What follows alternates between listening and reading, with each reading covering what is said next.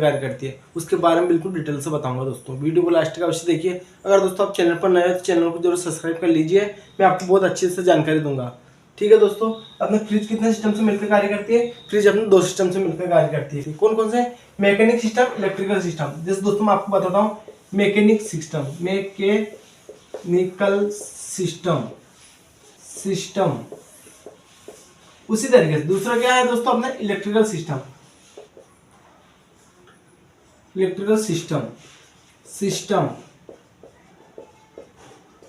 तो फ्रिज अपने 2 सिस्टम से मिलकर कार्य करती है। कौन कौन से?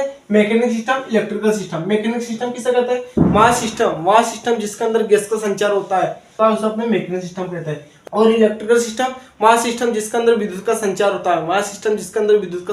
है, जिसके अंदर न्यूट्रल फेज की सप्लाई दी जाती है। जिस सिस्टम या जिस पार्ट के अंदर विद्युत की सप्लाई दी जाती है उसे अपने इलेक्ट्रिकल सिस्टम बोला जाता है। ठीक है दोस्तों, मैकेनिक सिस्टम में कितने भाग आते हैं? मैकेनिक सिस्टम में अपने 5 भाग आते हैं। तो दोस्तों मैं आपको बताता हूँ मैकेनिक सिस्टम जिसके अंदर अपने गैस का संचार होता है, जिसके अंदर अपना गैस रनिंग करती है उसे अपने मैकेनिक सिस्टम कहते हैं। और इलेक्ट्रिकल सिस्टम जिसमें विद्युत की सप्लाई दी जाती है, जिसके अंदर विद्युत की सप्लाई दी जाती है, जिसमें विद्युत का संचार होता है उसे अपने इलेक्ट्रिकल सिस्टम बोला जाता है। ठीक है दोस्तों, आप दोनों के बारे में समझ चुके होंगे। अब मैं आपको बताता हूँ इनके अंदर कौन कौन से भाग आता है। ठीक है दोस्तों, पहले आपने कंप्रेसर। क्या है दोस्तों मैकेनिक सिस्टम के अंदर? अपना पहले है कंप्रेसर। ठीक है दोस्तों, उसी तरीके से दोस्तों मैकेनिक सिस्टम दूसरा भाग आता है अपना कंडेंसर। ठीक है दोस्तों, कौन सा? कंडेंसर। और उसी तरीके से तीसरा भाग आता है अपने फिल्टर। अब मैं आपको इनके बारे में बताता हूँ किसका क्या काम होता है। फिल्टर। उसी तरीके से चौथा नंबर पर आता है मैकेनिक सिस्टम में अपने कैपिलरी ट्यूब।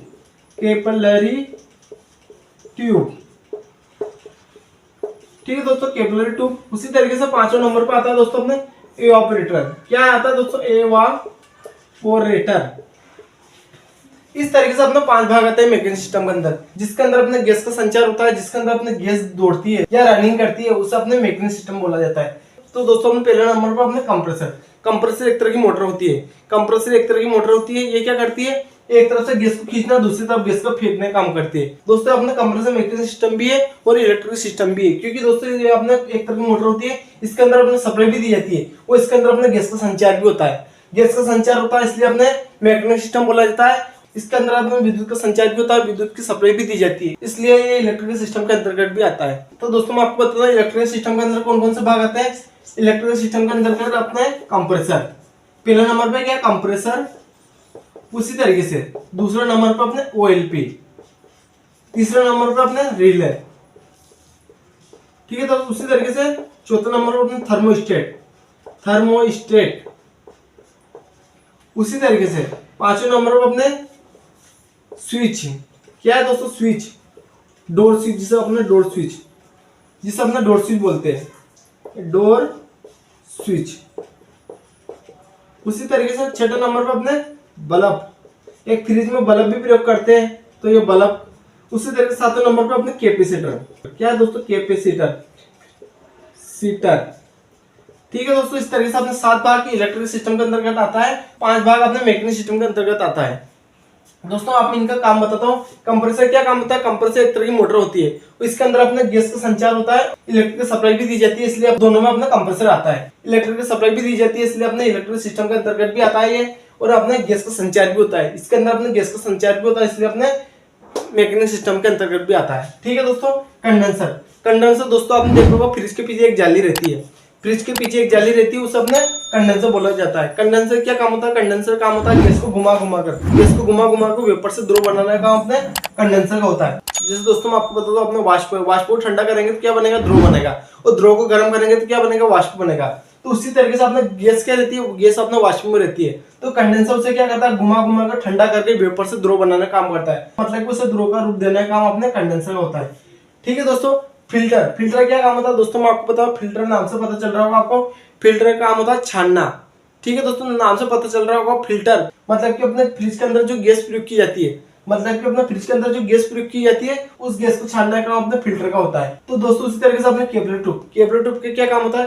कैपिलरी ट्यूब का काम होता है हाई प्रेशर को लो प्रेशर करने का काम अपने कैपिलरी ट्यूब का होता है। जैसे दोस्तों मैं आपको बताता हूँ, अपने ये चौड़ी सी सड़क है। ठीक है दोस्तों, अपनी चौड़ी सी सड़क है, इसके आगे कोई अपने पतली सी सड़क आ जाएगी।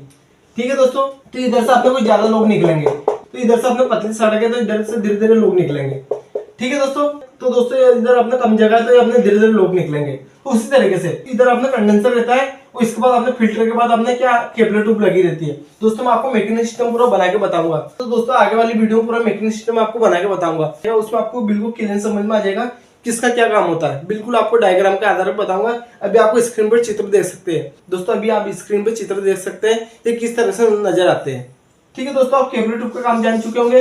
हाई प्रेशर को लो प्रेशर करने का अपने केपलर ट्यूब का होता है। उसी तरीके से एयरपोर्टर दोस्तों आप जानते होंगे, जो अपने फ्रिज का आगे दरवाजा खोलते हैं, फ्रिज का आगे का जो दरवाजा खोलते हैं जो सबसे ज्यादा ठंडा रहता है ऊपर की साइड, तो उसे अपने एयरपोर्टर बोला जाता है। इसे अपने फ्रीजर के नाम से भी जाना जाता है या कूलिंग कोयल के नाम से भी इसे अपने जाना जाता है। ठीक है दोस्तों, ये अपने इलेक्ट्रिकल सिस्टम दोस्तों अपने जैसे फ्रिज ज्यादा ठंडा करती है या कम ठंडा करती है, या अपने रोशनी होती है फ्रिज के अंदर, या हमने फ्रिज को कितना ठंडा करना है दोस्तों। अगर दोस्तों अपना कंप्रेसर ज्यादा गर्म हो जाता है कैसे बंद होता है दोस्तों, ये सब अपने इलेक्ट्रिकल सिस्टम के अंतर्गत आता है। ये दोस्तों मैं आपको आगे वाली वीडियो में मैकेनिक सिस्टम और इलेक्ट्रिकल सिस्टम दोनों के बारे में अलग अलग करके बताऊंगा। ठीक है दोस्तों मैं इस वीडियो के माध्यम से आपको बताना चाहता था अपने फ्रिज दो सिस्टम से मिलकर कार्य करती है। ठीक है दोस्तों, मैकेनिक सिस्टम किसे कहते हैं, जिसके अंदर गैस का संचार होता है, और इलेक्ट्रिकल सिस्टम जिसके अंदर विद्युत का संचार होता है, जिसके अंदर न्यूट्रल फेज की सप्लाई दी जाती है, उसे अपना इलेक्ट्रिकल सिस्टम बोला जाता है। तो दोस्तों आज की वीडियो आप समझ चुके होंगे। अगर दोस्तों आप चैनल पर नए हो तो चैनल को सब्सक्राइब कर लीजिए। मेरे चैनल पर आपको house wiring, motor wiring, AC, fridge, RO, washing machine, deep freezer सभी का कोर्स बारी बारी से कराऊंगा। तो दोस्तों मिलते हैं पीछे वाली वीडियो में।